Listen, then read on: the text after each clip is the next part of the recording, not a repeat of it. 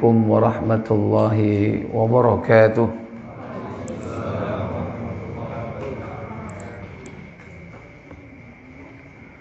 Innal hamdalillah nahmaduhu wa nasta'inuhu wa nastaghfiruh wa na'udzu billahi min sururi anfusina wa min sayyiati a'malina. Man yahdihillahu fala mudilla lahu wa man yudlil fala hadiya lahu. Wa ashhadu an la ilaha illallah wahdahu la syarika lah wa ashhadu anna Muhammadan abduhu wa rasuluhu la nabiyya ba'da. Allahumma salli wa sallim wa barik ala Muhammadin sallallahu alaihi wa ala alihi wa ashabihi wa man tabi'ahum bi ihsanin ila yaumiddin, amma ba'd.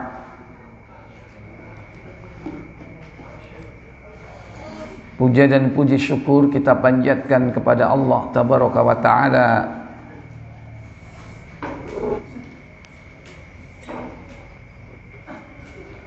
atas limpahan nikmat yang Allah berikan kepada kita semua pada pagi yang berbahagia ini. Allah mudahkan kita hadir di majelis ini setelah menunaikan kewajiban kita mengabdi kepadanya, menunaikan ibadah salat subuh berjamaah.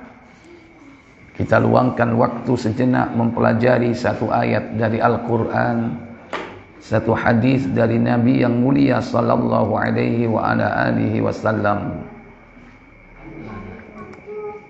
Semoga Allah Tabaraka wa Ta'ala memberikan kita kemudahan mempelajarinya, memahaminya, serta kemudahan untuk mengamalkannya dalam kehidupan kita sehari-hari. Tak lupa salawat dan salam semoga tetap terlimpah kepada junjungan kita Nabi besar Muhammad sallallahu alaihi wasallam. Demikian pula untuk keluarga beliau, keturunan beliau, para sahabatnya radhiyallahu taala anhum ajma'in, dan kepada seluruh pengikutnya yang setia hingga tibanya hari kiamat. Ikhwatal iman, a'izzakumullah. Hari ini kita akan mengkaji satu tema, yaitu tentang ikhlas. Ikhlas berasal dari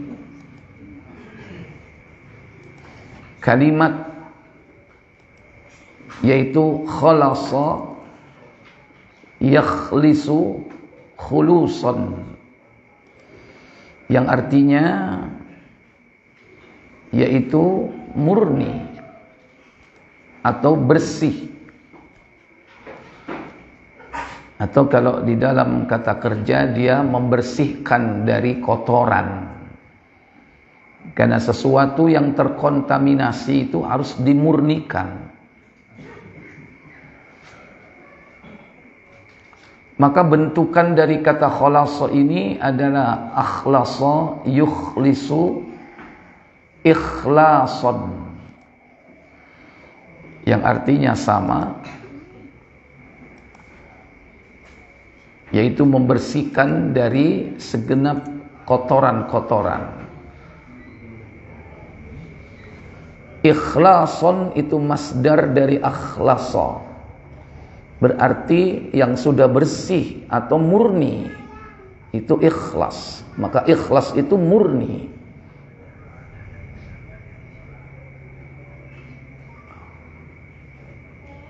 Adapun di dalam Al-Quran kadang disebut yakni dengan khalisan, yaitu murni, bersih. Khalis, ya, khalisan. Sebagaimana di dalam surah Az-Zariyat, Az-Zumar, surah 39, yaitu pada ayat yang ke-3. Allah tabaraka wa ta'ala berfirman, ala lillahid dinul khalis والذين اتخذوا من دونه أولياء ما نعبدهم إلا ليقربنا إلى الله زلفى. Apa kata Allah Jalla wa'ala?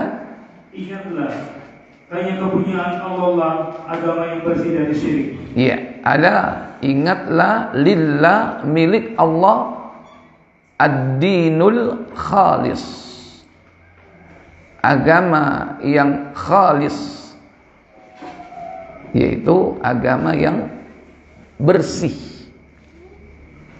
yang murni, maksudnya tidak terkontaminasi. Khususnya di sini kotoran-kotoran yang mengotori atau mengkontaminasi itu adalah syirik, khususnya dalam aspek i'tiqad, akidah. Demikian pula nanti di dalam amal.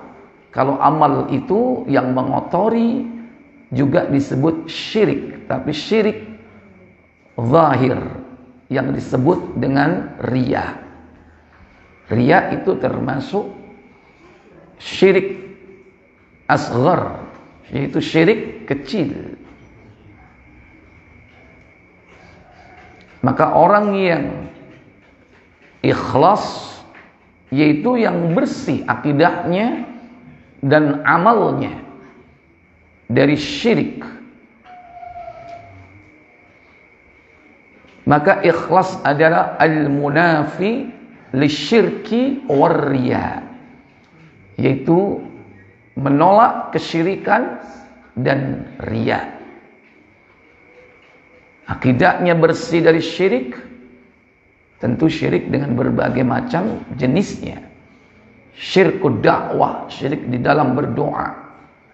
Syirkul niat, syirik di dalam niat. Syirkul ta'ah, syirik di dalam ketaatan.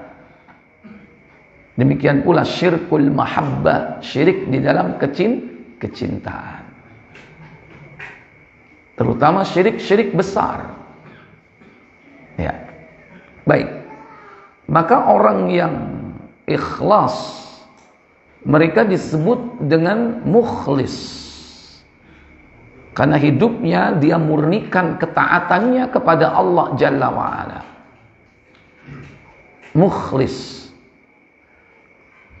Sebagaimana banyak di dalam Al-Quran disebutkan tentang orang-orang yang mukhlis. yakni di dalam pertama surah Al-A'raf, surat yang ke-7 pada ayat yang ke-29. Allah tabaraka wa ta'ala berfirman dalam ayat tersebut, Qul amara rabbi bil qista wa aqimu wujuhakum 'inda kulli masjidin wad'u mukhlisina lahuddin kama bada'akum ta'udun. Apa kata Allah Jalla wa'ala? Katakanlah Muhammad, Rabbku menyuruh menjalankan keadilan. Dan katakanlah Muhammad, luruskanlah muka dirimu di setiap sholat dan sembahlah Allah dengan mengikhlaskan ketaatanmu kepadanya, sebagaimana Dia telah menciptakan kamu pada permulaan. Demikian pula lah kamu akan kembali kepadanya. Ya.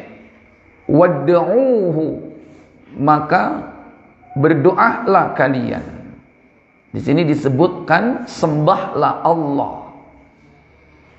Karena doa itu merupakan bagian dari menyembah, bagian dari ibadah. Ad-du'a huwal ibadah.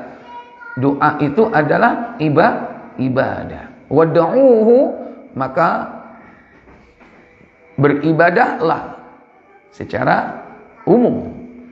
secara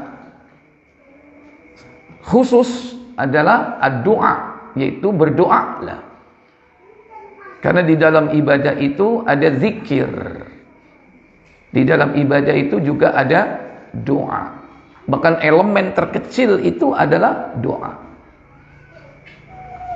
Kalau kita buat diagram Venn, himpunan semesta, lingkaran himpunan terbesar itu adalah al-ibadah.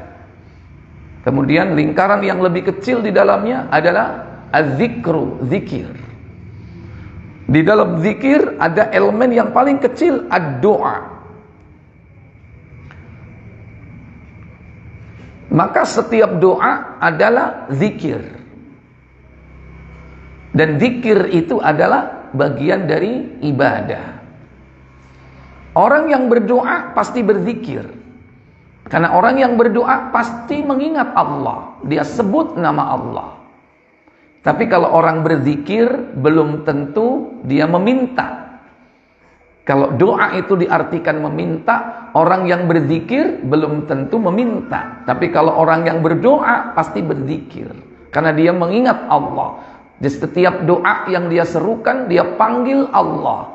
Kadang Rabbi, kadang Rabbana, kadang Ilahana, dan seterusnya. Wad'uhu, dan berdoalah kepada Allah, dan beribadahlah kepada Allah. Bagaimana? Mukhlisina, dengan memurnikan ketaatan lahuddin di dalam menjalankan agama. Kama bada'akum ta'udun, sebagaimana, yakni penciptaan manusia pada permulaannya. Karena manusia dalam perjalanan hidupnya mereka banyak menyimpang, keluar dari perjanjiannya dengan Allah. Padahal tidaklah mereka sebelum hidup di kehidupan dunia ini mereka disumpah oleh Allah, alastu bi rabbikum, bukankah aku ini adalah Rabbmu? Mereka mengatakan bala syahidna, benar, tentu wahai Allah, kami bersaksi. Mereka sudah berjanji untuk mengabdi hanya kepada Allah saja. Tapi begitu lahir ke bumi ini, hidup dalam kehidupan dunia, ternyata dia menyembah matahari, menyembah bulan, menyembah bintang, menyembah jin, menyembah manusia, pohon, batu, dan seterusnya. Dalam surah yang lain, surah Yunus, surah yang ke-10, yaitu pada ayat yang ke-22, Allah tabaraka wa ta'ala berfirman dalam ayat tersebut, huwallazi yusayyirukum fil barri wal bahr hatta idza kuntum fil fulki wajarayna bihim birih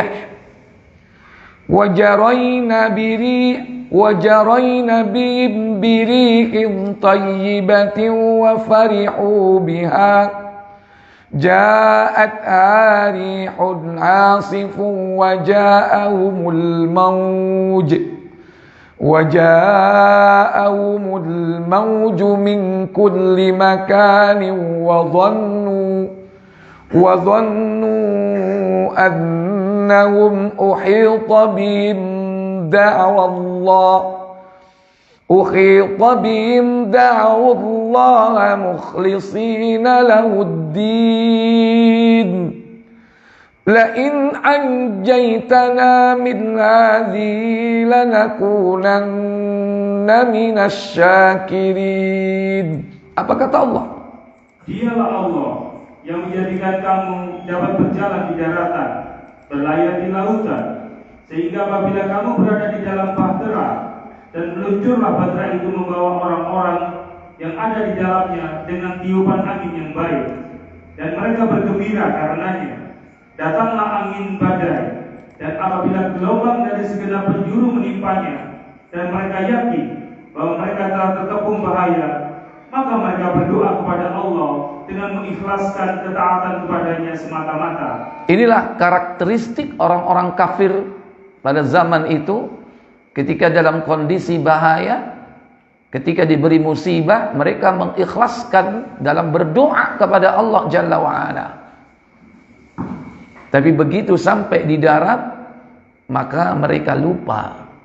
Mereka kembali berbuat syirik. Tapi di zaman sekarang, tidak di laut, tidak di darat, tidak dalam bahaya dan keselamatan, mereka melakukan kesyirikan.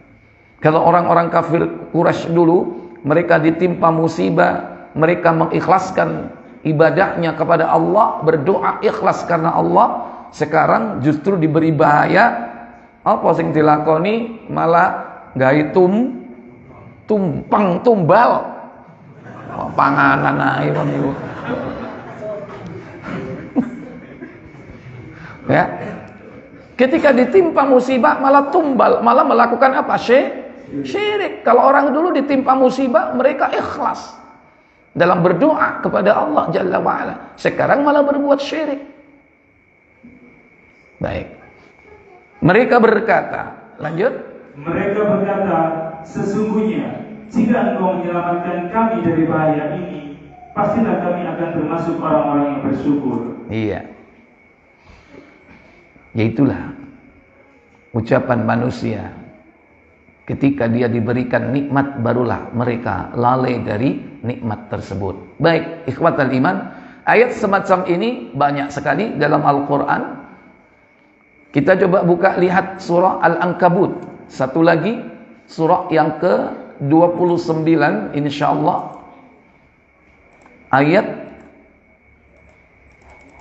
yang ke-65. Allah tabaraka wa ta'ala berfirman dalam ayat tersebut, فَإِذَا رَكِبُوا فِي الْفُلْكِ دَعَوُا اللَّهَ مُخْلِصِينَ لَهُ الدِّينَ فَلَمَّا نَجَّاهُمْ إِلَى الْبَرِّ إِذَا هُمْ يُشْرِكُونَ. Apa kata Allah? Maka apabila mereka naik kapal, mereka berdoa kepada Allah dengan memberikan ketaatan kepadanya. Karena takut tenggelam, takut terkena badai, takut mereka mati di lautan. Tapi begitu diselamatkan, apa kata Allah? Maka tatkala Allah menyelamatkan mereka sampai ke darat, tiba-tiba mereka kembali mempersekutukan Allah. Iya. Tapi sekarang justru ketika mereka minta diselamatkan, mereka malah berbuat syirik. Mintanya bukan kepada Allah, tapi kepada danyang yang di laut. Takut kalau tenggelam maka dia larung apa? Larung saji. Ya, itulah karakteristik kesyirikan zaman dulu dan sekarang. Berarti lebih parah mana? Dulu sama sekarang berarti? Lebih parah sekarang. Di waktu sempit dan lapang mereka melakukan kesyirikan. Kalau orang dulu di waktu lapang dia melakukan kesyirikan, di waktu sempit dia mengikhlaskan ibadah kepada Allah. Baik. Nah, orang-orang yang beriman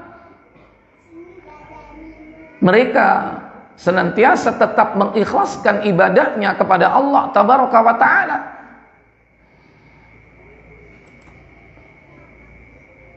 Dalam surah coba 40 surat Ghafir,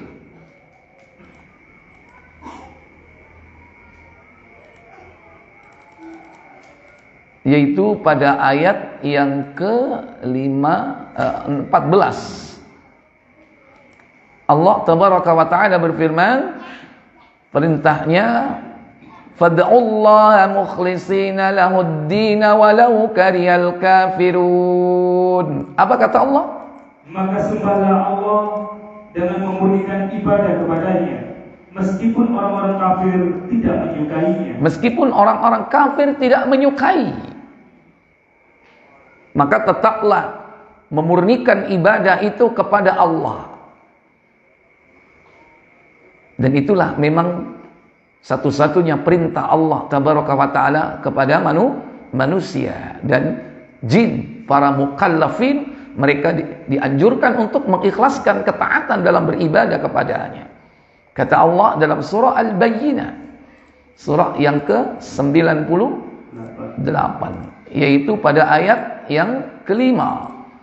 Allah tabaraka wa ta'ala berfirman dalam ayat tersebut, wa ma umiru illa liya'budullaha mukhlishina lahuddin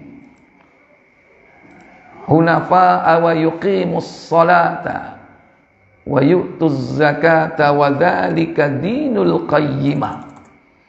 Apa kata Allah tabaraka wa ta'ala? Padahal mereka tidak disuruh kecuali supaya menyembah Allah dengan memurnikan ketaatan kepadanya dalam menjalankan agama yang lurus, dan supaya mereka mendirikan sholat, menunaikan zakat, dan yang demikian itulah agama yang lurus. Iya.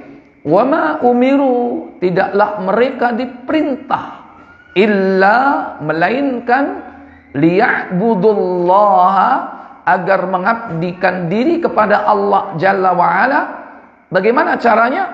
Mukhlishina lahuddin, dengan memurnikan ketaatan kepada Allah tabaraka wa ta'ala, yaitu di dalam menjalankan din. Apa din? Agama. Inilah perintah Allah kepada kita umat manusia, agar kita menjalankan agama itu dengan murni, dengan bersih, tidak terkotori dengan hal-hal yang merusaknya. Adapun din itu ruang lingkupnya, yakni mulai dari i'tiqad, keyakinan, kemudian syariat, kemudian dalam ibadah, ritual, ubudiyah, kemudian yang keempat dalam hal muamalah, yang kelima dalam hal adab etika. Ini termasuk ruang lingkup din. Dan yang keenam dalam ruang lingkup atau aspek dakwah. Itulah ruang lingkup daripada ad-din.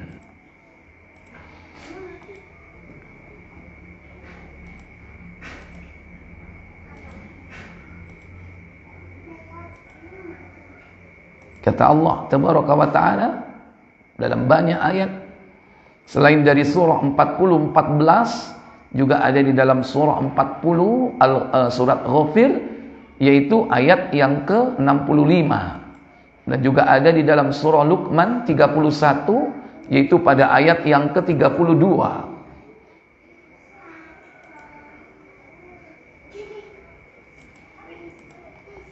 Nah, 7 pokok keikhlasan itu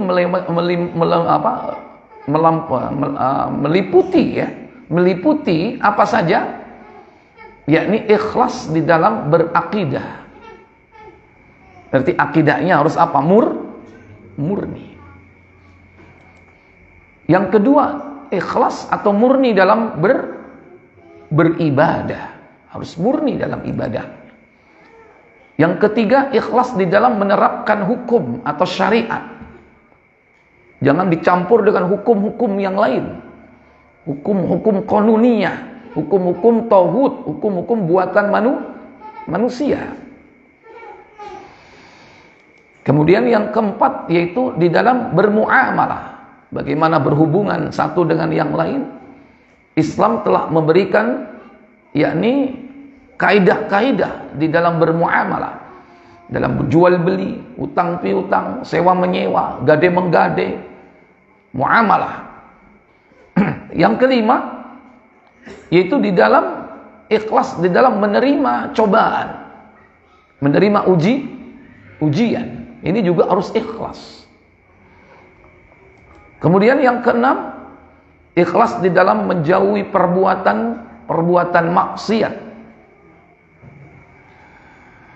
Bukan hanya menjalankan perintah, tapi juga meninggalkan maksiat. Itu harus ikhlas, murni karena Allah, bukan karena takut apa?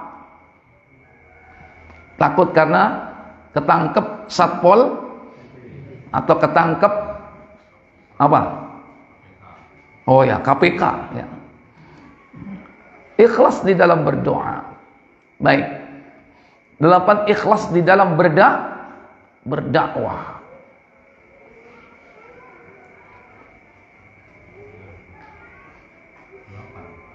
Yo tambah ono gak apa-apa. Kan mending ya warai 7 isine 8 timbang warai 8 isine berarti ono sing korupsi gitu loh. Perlu tambahi 9 ta. Ya. Baik, yang pertama dalam berakidah, akidahnya murni, bebas dari virus syirik dan kekufuran. Jangan sampai terkotori dengan syirik. Syirik besar terutama yang mengeluarkan pelakunya dari Islam.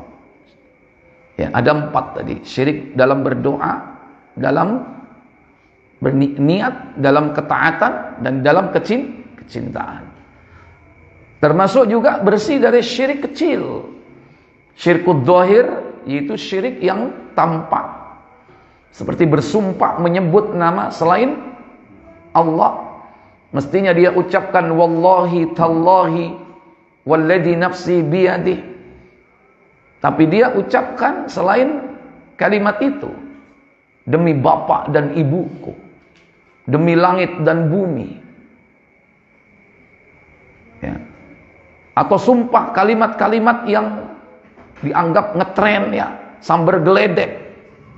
Ya. Sumprit. Jangan memainkan agama dengan sumpah-sumpah yang tidak syar'i. Jadi itu, bebas dari syirik besar dan syirik kecil. Demikian pula kekufuran, bebas dari kufur. Kufur besar dan kufur kecil. Bebas dari kufur yang dapat mengeluarkan pelakunya dari Islam. Mulai dari kufur takdzib, kufur karena kedustaan. Yang kedua kufur al-iba wal istikbar, karena sebab yaitu sombong, sehingga dia enggan menolak kebenaran, merendahkan orang lain. Yang ketiga kufur karena syak atau ar-raib, kufur karena ragu-ragu terhadap keimanannya kepada Allah dan rukun-rukun iman yang ada. Kemudian yang keempat kufur al-i'rad, yaitu kufur karena dia berpaling dari kebenaran. Dia tidak mau mempelajari agama, berpaling dari yang hak. Yang kelima yaitu kufur nifak, kufur karena sebab kemunafikan. Ini kufur besar yang mengeluarkan pelakunya dari agama Allah. Demikian pula kufur-kufur kecil, al-kufru duna kufrin, kufur nikmat. Demikian pula juga yaitu kufur karena melakukan perbuatan-perbuatan dosa besar. Itu termasuk kufur kecil. Ya. Terutama yang berbahaya di sini dalam urusan akidah, yaitu yakni kufur i'tiqad, sebab karena i'tiqad. Baik. Nah, beberapa aspek di sini yang termasuk di antara bentuk kesyirikan dan kekufuran, yakni dalam akidah. Pertama, yakni tentang menyembah kepada selain Allah, apakah itu kuburan, apakah itu jin atau hewan ataukah matahari, bahkan manusia. Ini termasuk di antara kesyirikan. Demikian pula termasuk dalam ruang lingkup ini adalah apa? Tatoyur, percaya kepada tahoyul. Tatoyur, percaya suara burung. Bukan hanya burung, walaupun asal katanya tatoyur dari kata toirun, burung. Tapi sekarang bukan hanya burung, tapi mereka juga yakin kepada suara hewan yang lain, tekek, tokok-tokok tekek, sugi, melarat, sugi, melarat, ya. Begitu melarat, mandek tekek, kapok kon, melarat temen, ya kan. Takhayul juga percaya kepada hal-hal yang tidak ada dasarnya dalam Islam. Angka sial. Percaya kepada apa? Hong Sui, Feng Sui, Sui edan, ya kan? Karena percaya kepada seperti itu, takhayul, nggak ada dasarnya. Ada hari baik, ada hari nggak baik, ya. Jadi ini termasuk di antara apa? Kufur dan syirik. Demikian pula yaitu termasuk di antara kekufuran, yakni mengolok-olok ayat Allah, mencela masa, meremehkan sunnah. Termasuk di antara kesyirikan yaitu tamaim, an-nusyrah, juga ruqyah asyirkiyah. Ini termasuk bagian dari kesyirikan. Nah, akidahnya harus bersih dari semua ini. Jangan sampai terkontaminasi akidahnya dari aspek-aspek ini. Terutama kesyirikan dan kekufuran yang mengeluarkan dirinya dari apa? Dari Islam.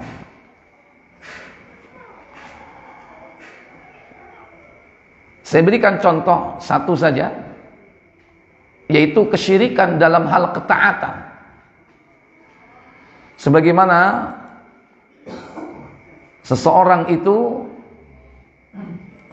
mentaati fatwa-fatwa yang sesat dalam hidup di dunia ini, ketika para tokoh-tokoh agama itu mengeluarkan fatwa yang menghalalkan yang haram atau mengharamkan yang halal, dan kemudian manusia mengikutinya, maka manusia itu dianggap melakukan kesyirikan, yaitu syirik di dalam ketaatan. Dalam surah At-Taubah, siapkan tafsir Ibnu Katsir, surah yang ke-9, yaitu pada ayat ke-31. Allah katakan, ittakhadhu ahbarahum wa ruhbanahum arbaban min dunillahi wal masih ibn maryam wa ma umiru illa liya'budu ilahan wahida la ilaha illahu subhanahu amma yusyrikun. Apa kata Allah Jalla wa'ala? Mereka menjadikan orang-orang ahlinya dan rahib-rahib mereka sebagai ilah selain Allah, dan juga mereka mempertuhankan Al-Masih putra Maryam, padahal mereka hanya disuruh menyembah Allah yang Esa. Tidak ada Allah, tidak ada Rabb yang berhak disembah selain Dia. Maha suci Allah dari apa yang mereka persekutukan. Ya, ini contoh bentuk kesyirikan yang dilakukan oleh manusia dari zaman ke zaman sampai hari ini. Allah katakan, ittakhadhu ahbarahum wa ruhbanahum. Mereka, orang-orang Yahudi dan orang-orang Nasara, mereka menjadikan yakni ahbar. Ahbar yaitu orang-orang alim mereka, ahli-ahli agama mereka. Waruhbana, dan juga apa?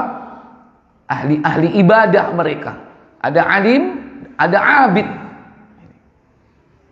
Alim mereka yang paham tentang Alkitab. Abid mereka adalah para ruhban, yaitu rahib-rahib, yaitu ahli-ahli ibadah di kalangan Nasara. Dijadikan sebagai apa? Arbab. Apa arbab itu? Jamak daripada Rabb. Itu adalah arbab. Sebagai apa? Rabb tandingan selain Allah. Ini lebih pas lagi kalau kita sebut di sini, yakni Rabb tandingan. Ya, Rabb tandingan berarti arbab, Rabb tandingan min dunillah, selain daripada Allah. Ya, puncaknya mereka menjadikan siapa? Menjadikan Al-Masih ibn Maryam, yaitu Al-Masih putra Maryam, terutama di kalangan rahib-rahib mereka, menjadikan Al-Masih sebagai yakni Rabb tandingan selain Allah. Tapi sebelumnya sudah ada namanya Uzair yang dijadikan oleh orang Yahudi sebagai Rabb tandingan selain Allah. Padahal wa ma umiru, tidaklah mereka diperintah illa melainkan liya'budullaha, agar mengabdi kepada Allah, ilahan wahidah, yaitu Rabb yang satu. Ayat ini pernah dibaca di hadapan sahabat Adi bin Hatim yang ketika itu masih beragama Nasrani, karena dia datang ke Madinah menemui Nabi atas saran dari saudara perempuannya yang sudah masuk Islam, karena bapaknya adalah yakni Hatim At-Ta'i, pemimpin suku At-Ta'i yang mereka semua beragama Nasrani. Ketika dakwah Rasul sampai kepada mereka, mereka melarikan diri ke negeri Syam. Dan kemudian Adi bin Hatim menemui Nabi di kota Madinah. Apa yang dia lakukan? Sudah ketemu? Silakan.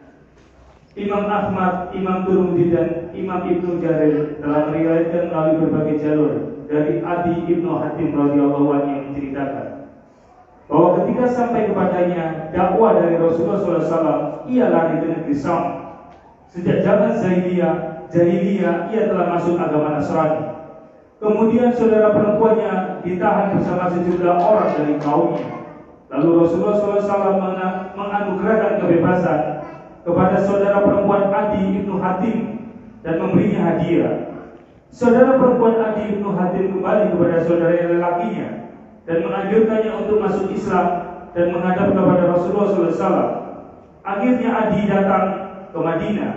Dia adalah pemimpin kaumnya, yaitu kabilah Ta'i, At-Ta'i, ya, terus.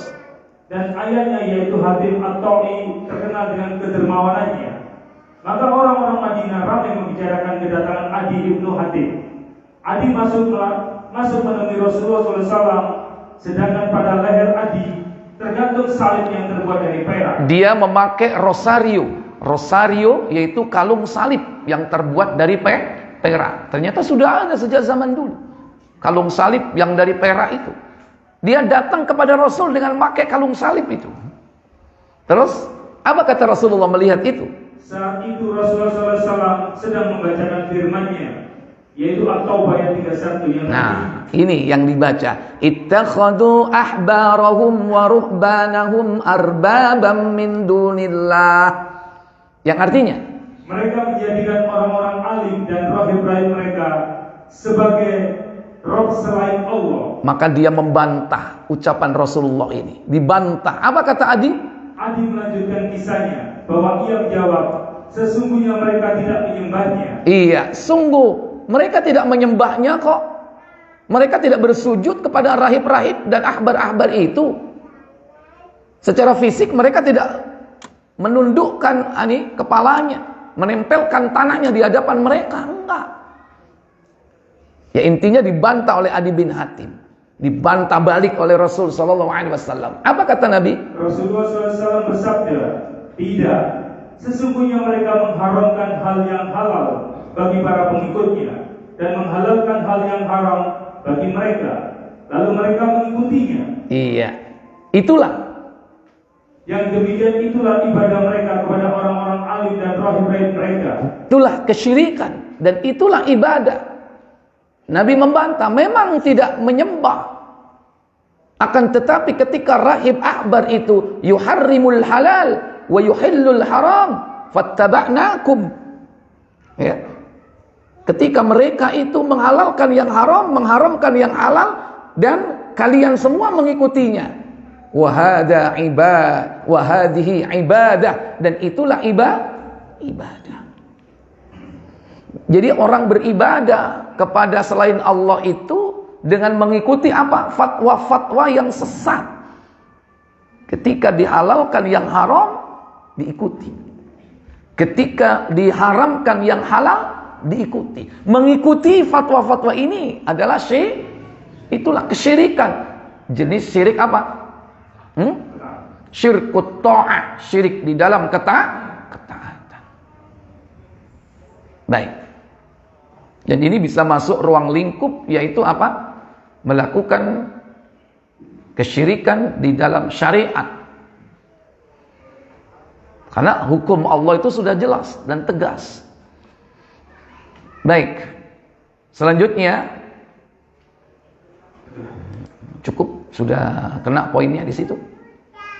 Dalam akidah, kemudian selanjutnya yaitu di dalam perkara ibadah. Ya, adapun di dalam Al-Qur'an itu terdapat surah Al-Ikhlas.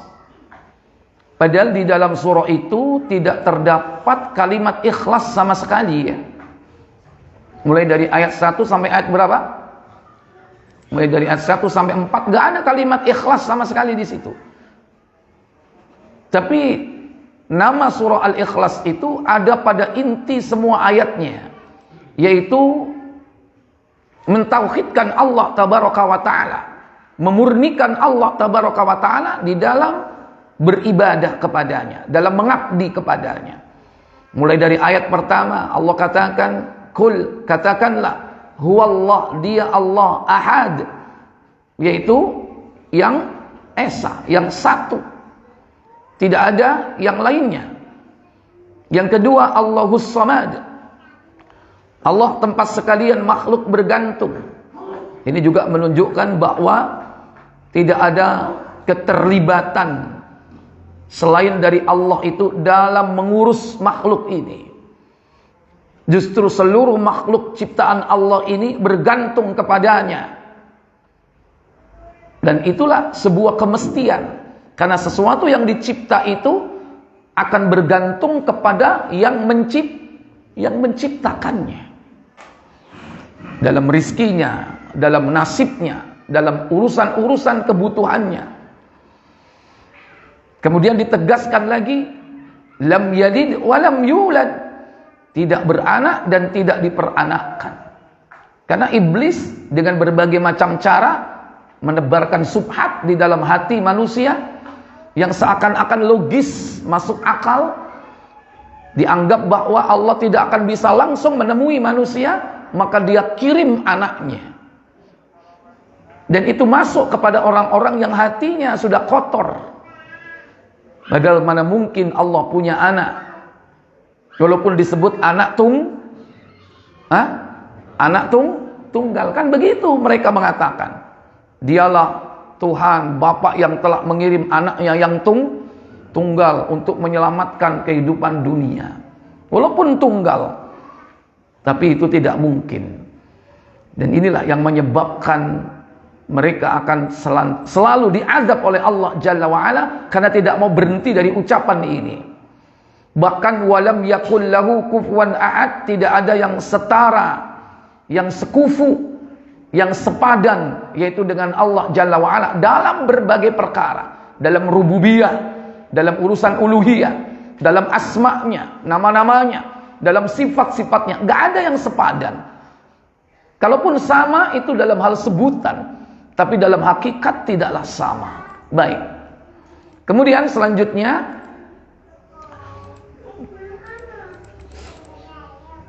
Allah tabaraka wa ta'ala, dialah Rabb satu-satunya dan ilah satu-satunya.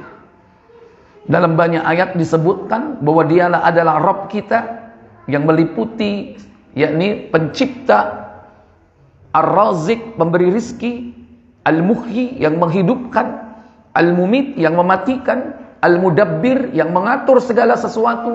Itulah makna yang terkandung dari kata Rabb yang sering kita ucapkan, Rabbi atau Rabbana. Kemudian al-ilah, yaitu sesembahan yang hak, al-ma'bud bihaqqin, yang disembah dengan benar. Tidak ada ilah kecuali hanya Allah.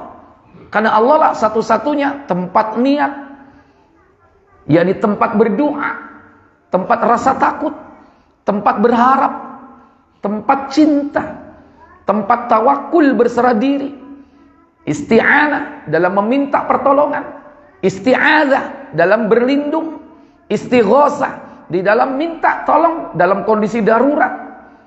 Demikian pula tempat nazar, tempat berkurban. Itulah makna daripada ilah. Dan itu sudah dijelaskan dalam banyak ayat bahwa dialah satu-satunya ilah yang hak. Baik. Kemudian di dalam beribadah juga demikian, harus murni. Pertama, bebas dari riya. Karena ibadah yang dengan landasan riya tidak akan diterima oleh Allah Jalla wa'ala. Kemudian bebas dari ujub, dari kebanggaan, bebas dari sum'ah, yaitu pengen didengar, bebas dari bid'ah, dari perkara-perkara yang menyimpang, yang tidak sesuai dengan yang diajarkan oleh Nabi SAW di dalam kaifiyah ibadahnya. Contohnya banyak sekali. Salat misalnya, jangan riya. Maka siapa yang salatnya riya, dia akan tergolong, yakni salatnya orang-orang munafik. Kata Allah Jalla wa'ala dalam surah An-Nisa pada ayat yang ke-142, Allah Jalla wa'ala berfirman dalam ayat tersebut, Innal munafiqina yukhadi'una Allah wa huwa khadi'uhum wa idza qamu ila as-salati qamu kusala yura'una an-nasa wa la yadhkuruna Allah illa qalila. Apa kata Allah? Sesungguhnya orang-orang munafik itu menipu Allah, dan Allah akan membalas tipuan mereka. Dan apabila mereka berdiri untuk sholat, mereka berdiri dengan malas. Mereka bermaksud riya dengan sholat di hadapan manusia, dan tidaklah mereka menyebut Allah kecuali sedikit sekali. Wala yadhkurunallaha illa qalila, dan tidaklah mereka mengingat Allah, ya, bukan hanya menyebut. Bisa jadi dia menyebut nama Allah, tapi kosong dari pemahaman gitu loh. Di lisan dia menyebut nama Allah, hafal apa yang dia sebut, tapi hatinya lalai dari mengingat Allah Jalla wa'ala. Apalagi dua-duanya sudah hatinya lalai juga dari menyebut nama Allah. Udah tambah parah kalau sudah seperti itu. Walaupun doa-doa yang dia ucapkan dalam sholatnya hafal, tapi kadang sholatnya nggak ngerti maksudnya, apa yang dia ucapkan. Mungkin barangkali yang dia ingat, yang dia tahu, yang dia faham takbir Allahu Akbar, artinya apa? Allah Maha Besar. Begitu dia duduk antara dua sujud, Rabbil firli, ayo artikan. Seiso warhamni wajburni, mulai bingung ngopo jebur-jebur itu. Nah, makanya harus difahami tuh satu, ya, per kalimat dalam doa-doa kita itu harus kita fahami. Karena banyak orang mengucapkan kalimat yang dia sendiri nggak faham artinya. Wala yadhkurunallaha illa qalila, dan tidaklah dia mengingat Allah kecuali sedikit. Dan kalau diperintah untuk sholat, dia tegakkan dengan malas. Nah, ini contoh. Ya, ini dalam hal apa tadi? Dalam hal ibadah. Baik. Dan sebetulnya bukan hanya sholat, banyak ibadah-ibadah yang lainnya. Puasa, termasuk umroh, haji, dan ibadah-ibadah yang lainnya. Mungkin termasuk yakni apa? Sedekah. Termasuk enggak sedekah? Bisa riya atau tidak? Bisa riya. Sebagaimana Allah katakan dalam surah Al-Baqarah, surat kedua, yaitu pada ayat 264. Allah Jalla Jalaluhu berfirman dalam ayat tersebut, Ya ayyuhalladzina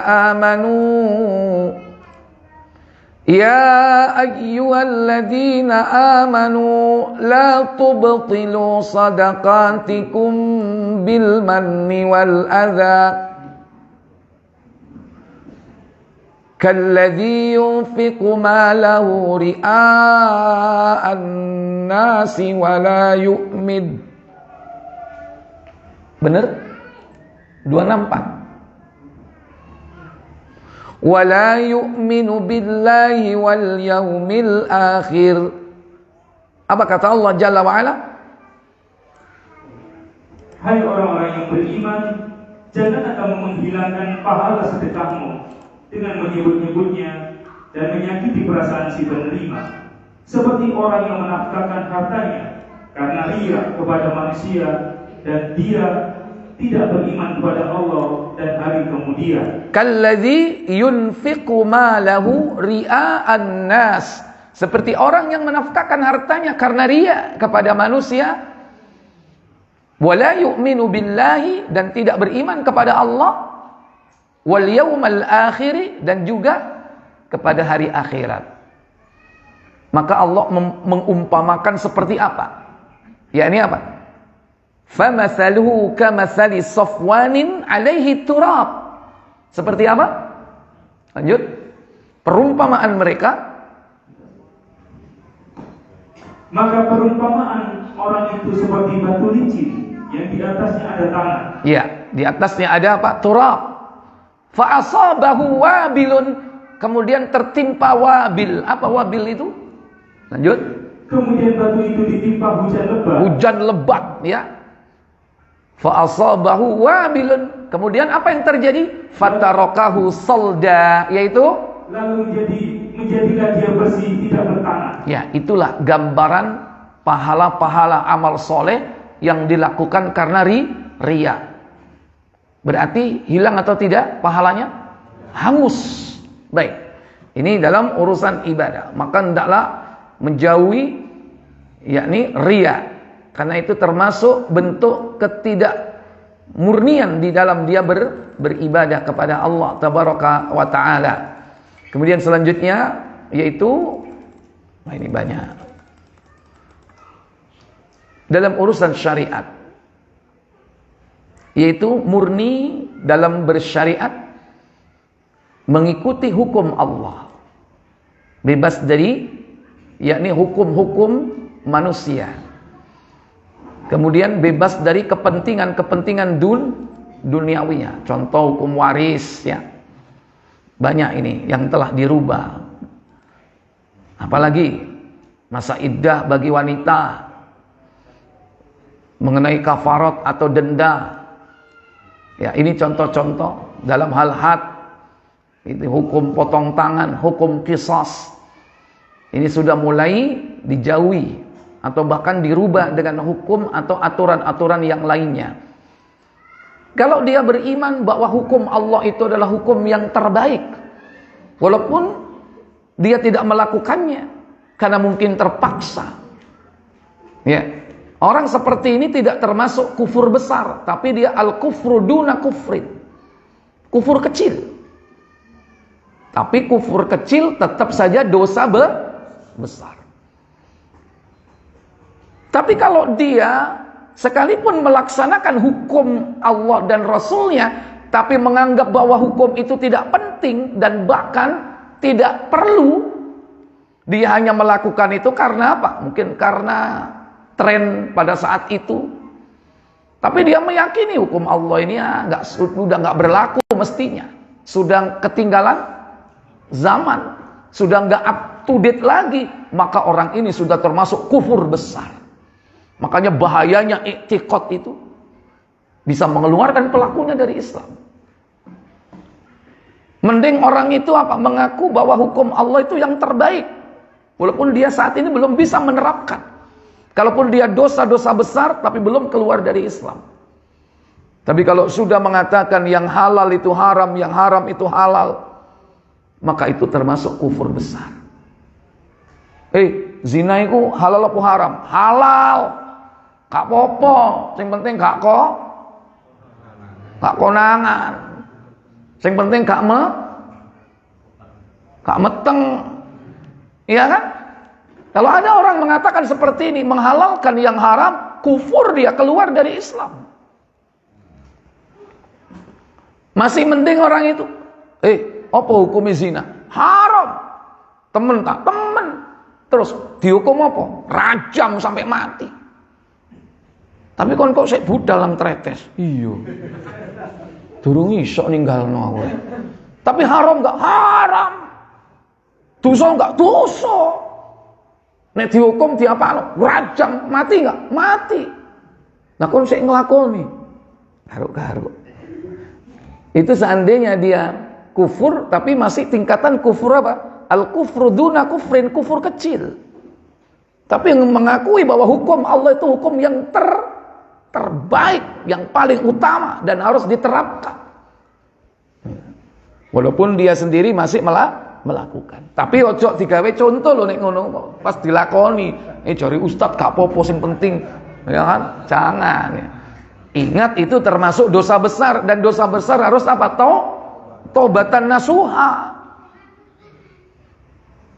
Melakukan perbuatan dosa meskipun meyakini bahwa itu perbuatan dosa besar dan membawa konsekuensi hukum yang berat dunia akhirat, maka dia melakukan dosa besar. Ya. Ini bedanya antara kufur akbar dan kufur asghar. Demikian pula ikhlas murni di dalam bermuamalah, bersosialisasi, dalam kehidupan bermasyarakat. Ya, jangan sampai kita membangun persaudaraan itu ada kepentingan. Karena kita diperintah berteman itu karena Allah tabaraka wa taala, mencintai karena Allah, mencintai siapapun karena Allah, itu muamalah. Bersaudara karena Allah. Tidak ada kepentingan-kepentingan yang lainnya. Ada interest ya, pribadi di situ. Contoh saja hubungan yang paling dekat, hubungan sosial kita dengan orang dekat kita. Mungkin dengan istri kita, dengan anak kita, karib kerabat kita, atau dengan tetangga kita. Kita diperintah membangun hubungan itu karena Allah, mencintainya karena Allah. Kata Nabi SAW dalam hadis Muslim nomor 34.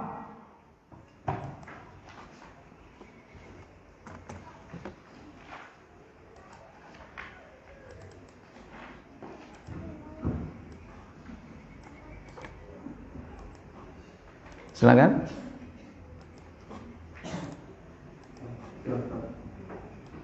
Dari Anas radhiyallahu anhu dari Nabi sallallahu alaihi wasallam bersabda. Apa sabda beliau sallallahu alaihi wasallam? Ada 3 perkara. Salasatun. Bila terdapat dalam diri seseorang mangkunna fihinna, maka dia akan merasakan bagaimana manisnya iman. Wajada bihi halawatal iman.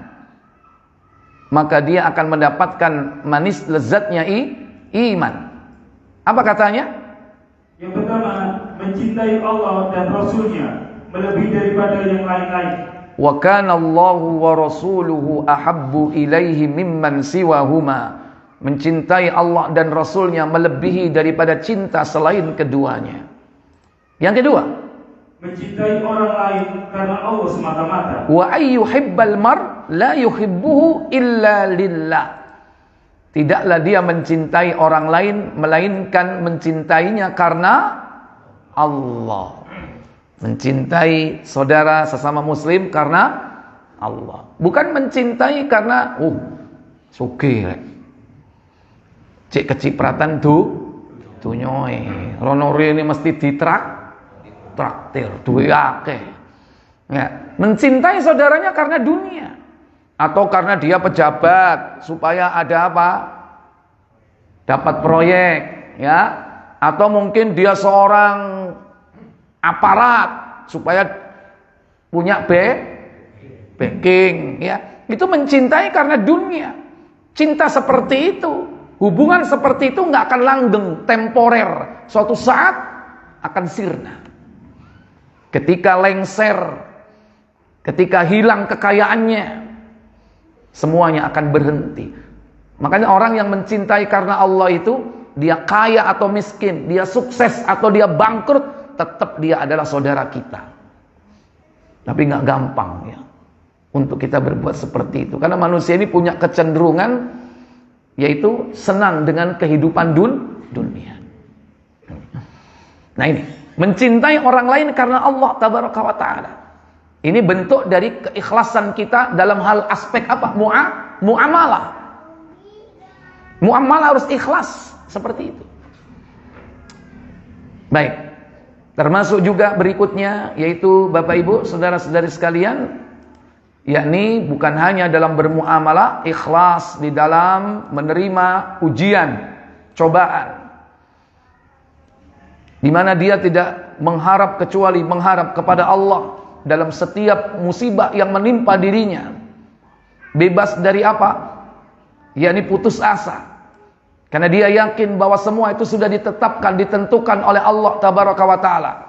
Tidaklah musibah yang menimpa dirinya, melainkan sudah tertulis di dalam kitab induk Lauhul Mahfud. Ketika meyakini hal seperti itu, maka dia akan jauh dari sifat putus asa. Dan lisannya jauh dari mengeluh. Maka lisannya membimbingnya untuk senantiasa ingat kepada Allah dan senantiasa berzikir kepada Allah Jalla wa'ala. Maka tidaklah ucapan yang keluar dari mulut seorang yang beriman kepada Allah ketika tertimpa musibah, melainkan ucapan istirja. Bagaimana ucapan istirja itu?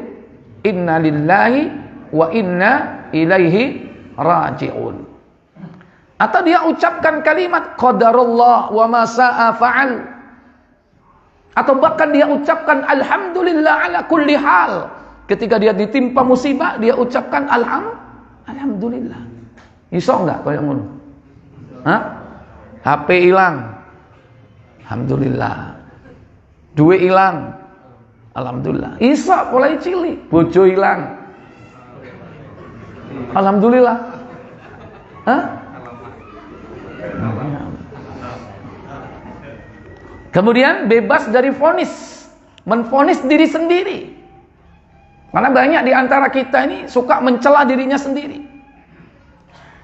Ya. Dan demikian pula bebas dari mencela orang lain. Ya, coba dibuka surah Al-Hujurat. Surah yang ke-49,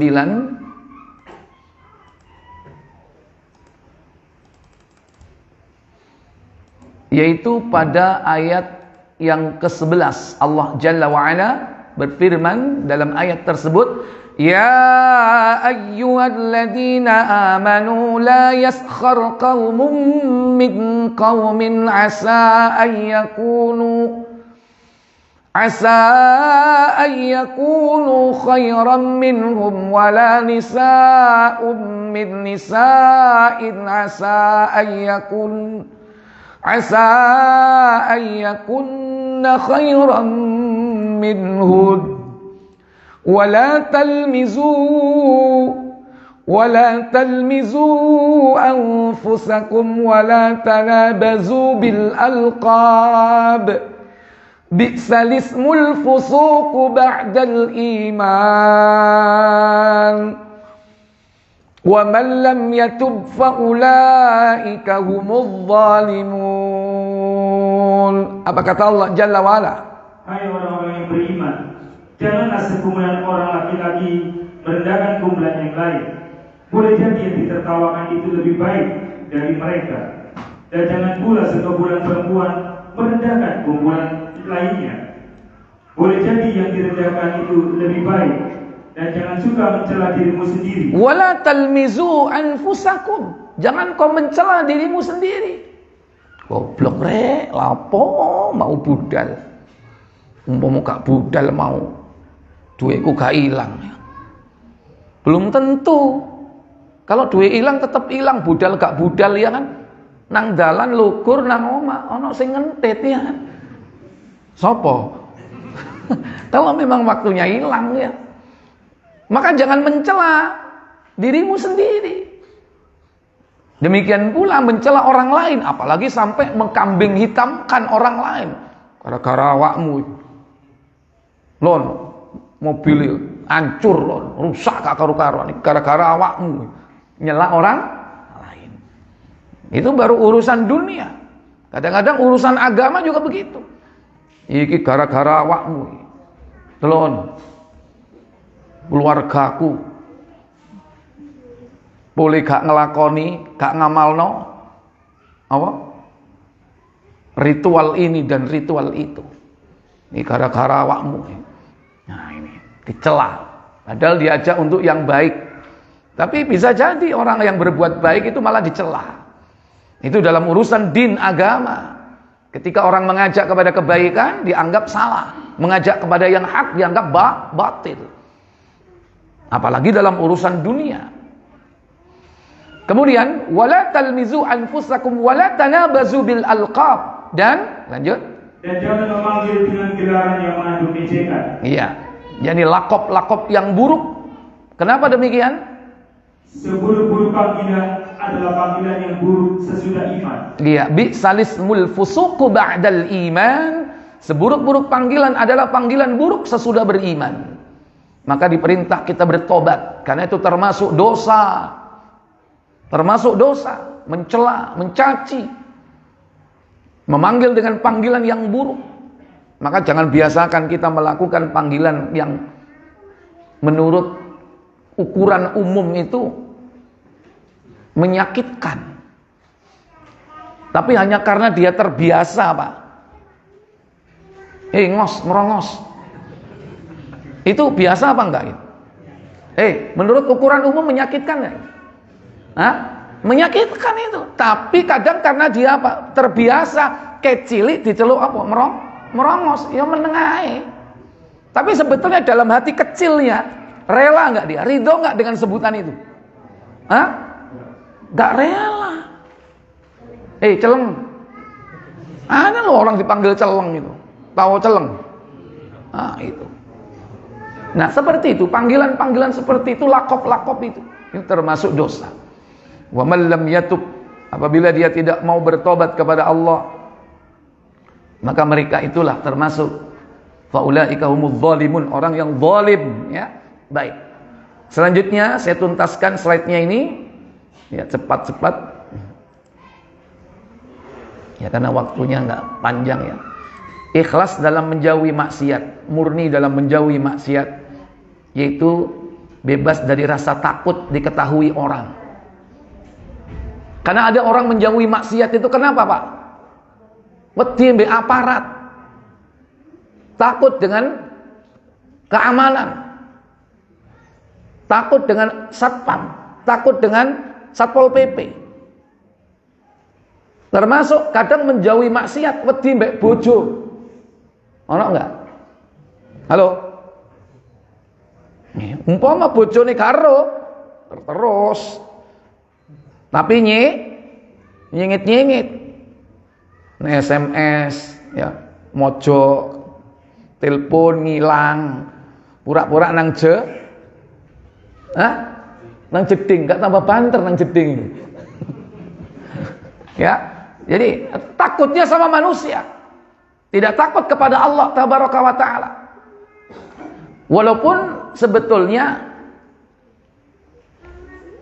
takut kepada manusia itu ada bagusnya. Kenapa? Karena itu benteng terakhir sudah. Yang paling utama takut kepada Allah. Kedua mungkin takut yaitu kepada yang mencatat kanan dan kiri, malaikat yang selalu mencatat amal perbuatannya. Atau mungkin takut yakni kepada makhluk-makhluk yang bisa melihat dia, tapi manusia nggak bisa lihat.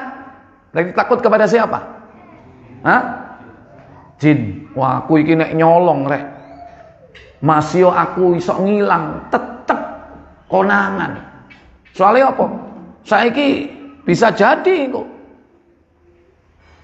Aparat ini juga bekerja sama dengan dukun untuk mencari siapa yang mencuri ini.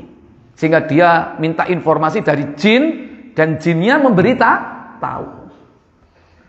Kenapa? Mungkin manusia nggak tahu. Jin yang ada di tempat itu tahu. Bisa jadi bisa diakses. Dilakukan ritual di situ, ya kan, sama dukun, diceluk jin-jin rinio. Iki kelangan nang kene iki sapa sing nyolong? Oh, iku jam sakmene sing nyolong Abu Jundi. Astagfirullah. Ya Allah. Nyolong ati, gak apa-apa sing dicolong atine seneng. Boleh enggak nyolong ati? Halo? Sing dicolong seneng, boleh enggak? Boleh ya. Satu-satunya mencuri itu yang dihalalkan mencuri apa? mencuri hati, dan yang dicuri seneng. Nah itu.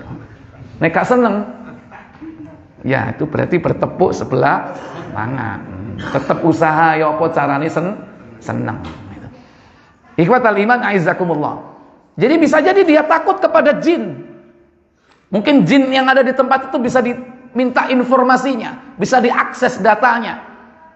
Sehingga apa? Sehingga dia takut melakukan maksiat. Yang terakhir apa? Takut kepada manusia. Itu sudah terakhir. Yang nemen itu apa? Sudah nggak takut kepada siapapun.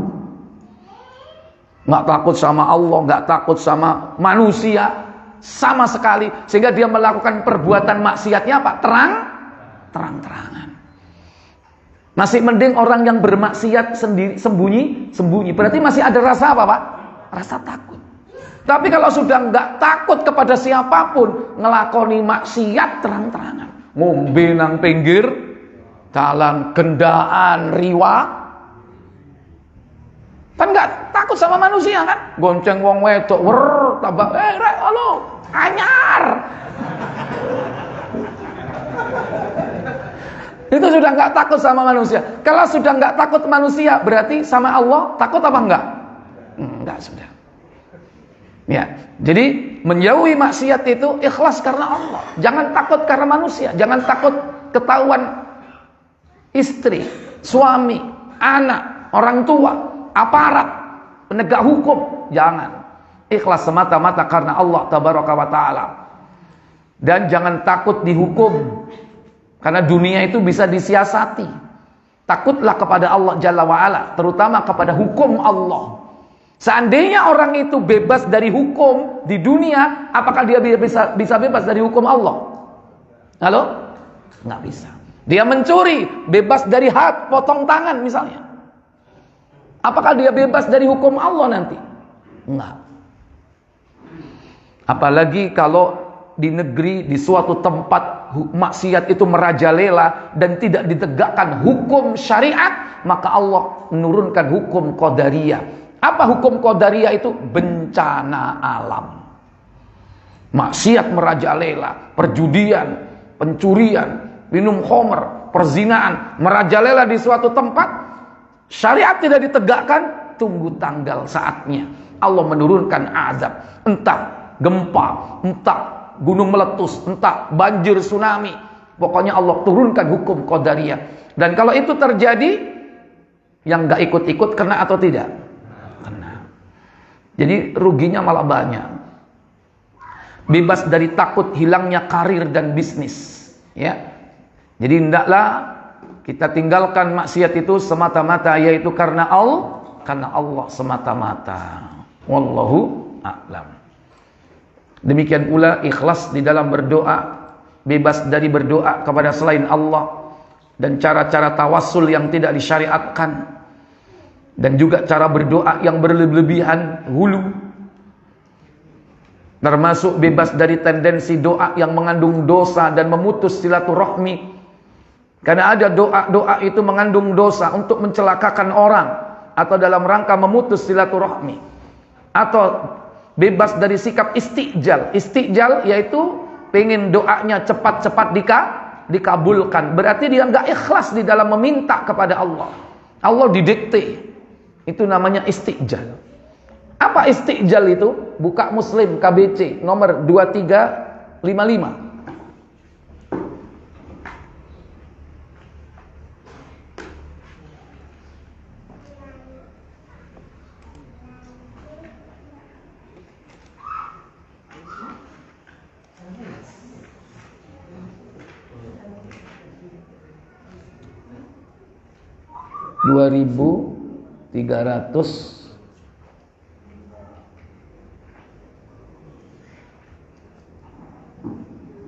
Ya, silakan. Dari Abu Hurairah radhiyallahu anhu bahwasanya Nabi sallallahu alaihi wasallam bersabda. Apa sabda beliau? Allah senantiasa memperkenankan doa seorang hamba selama doa itu tidak mengandung dosa. Yang pertama yaitu selama doa itu yakni tidak mengandung dosa. Ad-doa bi ismin, doa yang mengandung dosa. Yang kedua, atau memutuskan silaturahmi, au qati'ar rahim, atau dalam rangka memutus silaturahmi. Maka orang yang putus silaturahmi tidak akan dikabulkan doanya berdasarkan hadis ini. Yang ketiga, dan selama tidak meminta cepat-cepat diperkenankan, au malam yastajil, selama dia tidak istijal, yaitu pengen cepat-cepat doanya dikabulkan.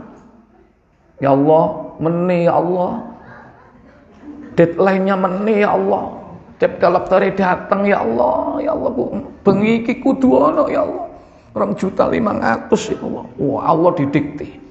Ya. Harus malam ini juga. Nah, itu istijal termasuk. Apa istijal itu?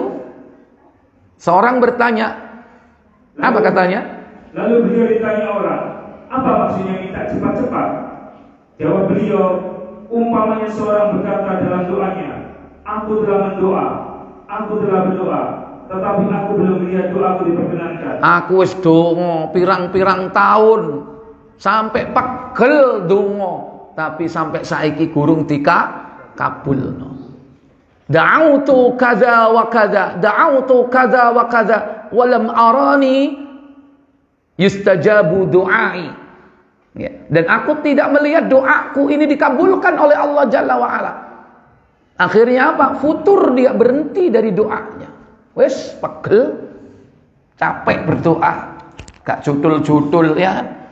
Gak dikabulkan oleh Allah. Nah ini berarti dia tidak apa? Ikhlas. Terakhir, murni di dalam berdakwah di jalan Allah. Orang berdakwah harus ikhlas karena Allah, bebas dari tujuan mencari harta duniawiyah ya. Pengen mendapatkan uang, pengen mendapatkan apalagi ternak, pengen mendapatkan kedudukan, pengen mendapatkan macam-macam harta duniawiyah. Bebas dari tujuan mencari apa? Popularitas ya. Popularitas itu maksudnya supaya terkenal ya, supaya viral kemana-mana. Pokoknya aku kudu disuting, nek disuting gak gelem. Nah, misalnya begitu, ya kan? Pokoknya kudu apa? Harus banyak subscribernya ya. Apa? Subscribernya harus banyak misalnya. Gitu.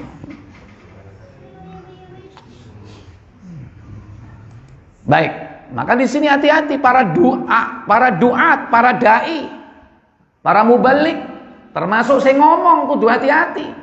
Nomor 1, nomor 2 ya, jangan sampai pengen punya tujuan popularitas. Di sini tantangannya. Kita ikhlas nggak? Kalau kita ikhlas, insya Allah apa yang disampaikan itu bermanfaat. Kalau nggak ikhlas, nggak akan manfaat. Makanya dua-duanya harus ikhlas. Yang menyampaikan ikhlas, yang menerima juga ikhlas. Ya, mudarris harus ikhlas. Muallim yang mengajarkan harus ikhlas. Termasuk muta'allim juga harus ikhlas. Dua-duanya ikhlas, maka ilmunya akan bermanfaat. Gitu. Kalau nggak ikhlas, hati-hati. Ini tantangannya. Takutnya nanti kita tidak mendapatkan apa-apa. Dunia dan akhirat kita tidak mendapatkan apa-apa. Atau dengan cara tujuan mencari pengikut.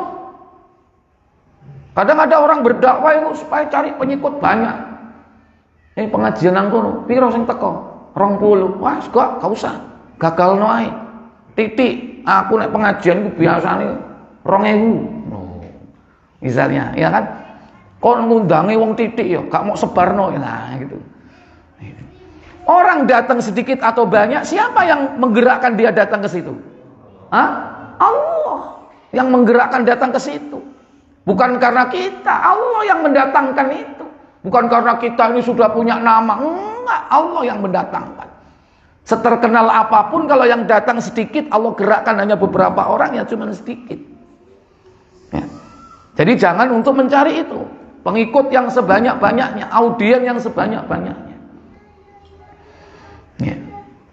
Jadi ini ikhlas bagian dari agama kita, yaitu dalam urusan atau aspek dakwah. Bebas dari cara dakwah yang mencampur antara hak dan batil. Tidak boleh berdakwah dicampur yang hak dan batil. Ya, Al-Quran, As-Sunnah jangan dicampur dengan yang lain. Jangan dicampur dengan apa? Dengan mantra-mantra syirik. Jangan dicampur dengan musik-musik. Jangan dicampur dengan yaitu cara-cara yang diharamkan oleh Allah Tabaraka wa Ta'ala. Harus semata-mata untuk menerapkan cara dakwah Nabi dan para salafus saleh. Ya, ini termasuk diantara bentuk-bentuk yakni ikhlas kepada Allah Jalla wa'ala. Maka orang yang memurnikan agamanya karena Allah, itulah yang disebut dengan mukhlis. Tapi dalam Al-Quran ada istilah mukhlas. Ada mukhlisin, ada mukhlasin. Kalau mukhlisin itu orangnya yang betul-betul berusaha untuk menjadi ikhlas. Tapi kalau mukhlasin, orang itu dipilih oleh Allah menjadi ikhlas. Itulah mukhlasin. Makanya mereka yang tidak bisa diganggu, digoda oleh setan adalah min ibadinal mukhlasin, orang yang dijaga, dipelihara oleh Allah. Maka bisa jadi sebelum dia diikhlaskan oleh Allah, dia berusaha untuk mengikhlaskan, memurnikan dirinya kepada Allah di dalam beribadah. Dalam Al-Quran banyak itu. Satu saja yang saya sampaikan di sini, yaitu dalam surah 12 terakhir, surah Yusuf.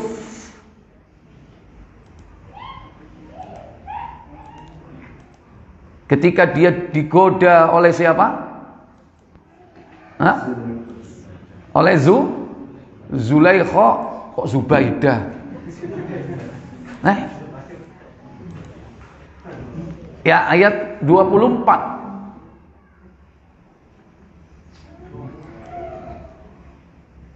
12 ayat yang ke-24. 25 juga ya. Boleh. Baik, kata Allah Jalla wa Ala dalam ayat ini, walaqad hammat bi wa hamma biha laula ar-ra'a burhana rabbi kadzalika linasrifa 'anhu as-su'a wal fahsya innahu min ibadinal mukhlasin. Apa kata Allah Jalla wa Ala? Sesungguhnya wanita itu telah bermaksud melakukan perbuatan itu dengan Yusuf, dan Yusuf pun bermaksud melakukan pula dengan wanita itu. Podo senenge enggak? Podo senenge, podo karepe. Sitoke ganteng, sitoke ayu. Yusuf aja ditakoki gantenge, Zulaikha yo ayu. Kaya apa ayune? Mbok. Ya, yang jelas cantik ya. Wong sama-sama suka, padahal apa? Ini ibu angkatnya kan? Ya, ya masih muda belia. Sama-sama suka ketika itu. Makanya ayat ini menerangkan bahwa keduanya ini hampir saja melakukan perbuatan itu. Lau ar-ra'a burhana rabbi, dan sekiranya, lanjut, andai kata dia tidak melihat tanda dari Rabb-nya, demikianlah agar kami memalingkan daripadanya kemungkaran dan kekejian. Sesungguhnya Yusuf itu termasuk hamba-hamba kami yang terpilih. Iya, disebutkan di sini apa? Min ibadinal mukhlasin. Berarti dia dipilih. Kalau dipilih itu pasif atau aktif? Pasif.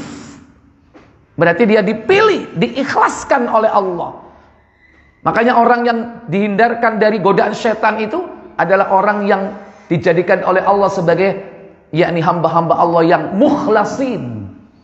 Tapi semua itu diawali dengan apa? Mukhlisin. Apa mukhlisin? Usaha kita untuk memurnikan ketaatan kita kepada Allah di dalam menjalankan agama. Kalau kita sudah berusaha untuk melakukan itu, maka nanti ditingkatkan lagi, dipilih oleh Allah sebagai min ibadinal mukhlasin, hamba-hamba kami yang ikhlas. Dan ayat seperti ini kurang lebih ada 8 ayat yang ada di dalam Al-Quran. Wallahu a'lam.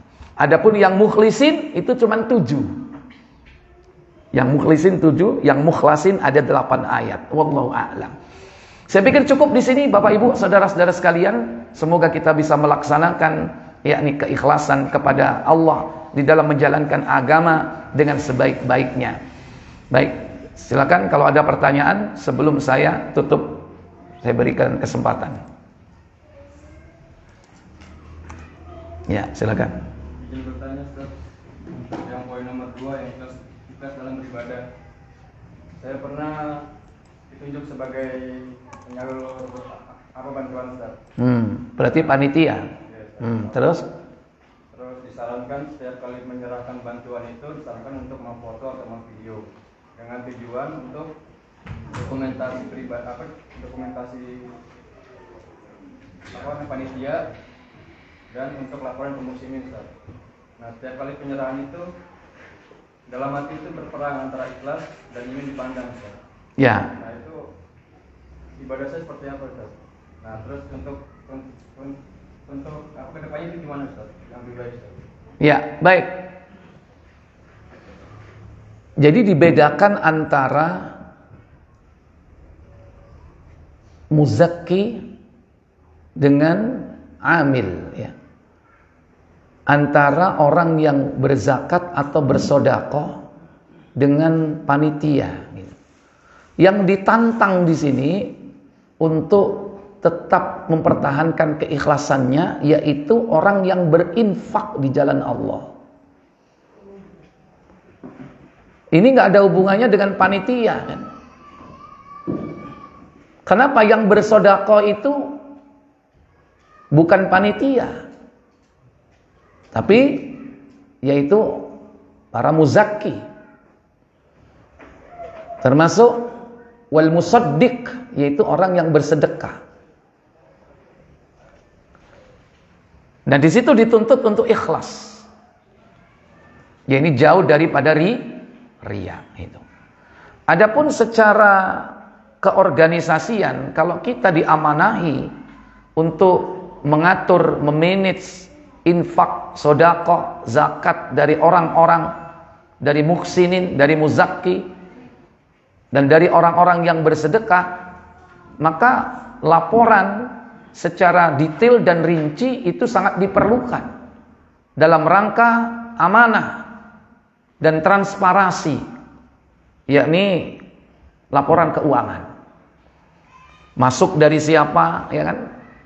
Kemudian dicatat namanya siapa. Kalau perlu detail alamatnya di mana, teleponnya berapa. Karena suatu saat kita juga butuh database dia. Kalau perlu kita punya database mereka. Sehingga kita bisa mengira-ngira orang ini masih layak enggak untuk diminta sebagai donatur. Hartanya terbatas atau tanpa batas kan kita tahu gitu. Jadi database itu penting sebagai bentuk amanah yang harus dijalankan oleh panitia karena itu memang tugasnya. Jadi database yang rinci itu pertama sangat dibutuhkan. Yang kedua, adapun pelaporan. Pelaporan itu sifatnya spesifik.